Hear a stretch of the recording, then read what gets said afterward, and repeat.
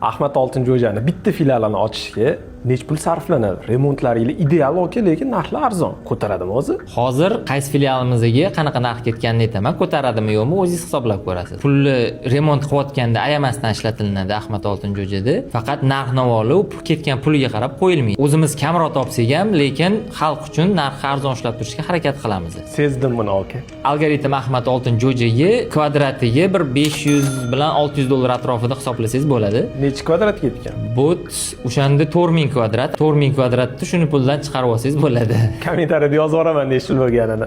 Sergeli filialimizni 13 sotuv oldi zalimizni, orqa zalimizni 10 sotuv, общий 23 sotuvga qurilgan. O'tda ham narxi o'sha kvadratiga 500-600 dollar atrofida ketadi. Buni ham kommentariyada yozib yuboraman. Chorvoq filialicha oke. Chorvoq filiali sotiga 22 sotuv yeri, o'tga ham endi top bo'lganiga u yoq ozgina arzonroq ketgan. U 500-600 dollar emas, 400 dollar atrofida kvadratiga ketgan u yoqda. Zo'r. Ugamgacha oke, o't qandoq? Ugan filialimiz 2400 kvadrat, o'tga ham shunaqa Chorvoqga ketganda 400 dollar atrofida kvadratiga ketadi. Zo'r oke, u agar shunaqa kvadratdan shunaqa summada qurilayotgan bo'lsa, demak o'zini oqlayotgan ekan-da oke.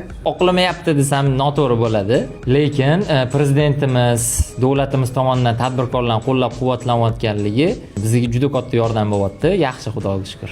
Zo'r oke. Endi men kirib 100 mingga ovqatlanib chiqib ketsam o'zi bu necha million dollarlik joyda o'tirib 100 ming so'mga ovqatlanib ozgina xijolat bo'lib qolishi mumkin ekan-da oke. Xijolat bo'lmang, bizni har doim xalq xizmatidamiz. Xudo xolisa, mana shu sifatda, mana shu narxlarda ushlab turishga harakat qilamiz. Umringiz uzoq bo'lsin oke.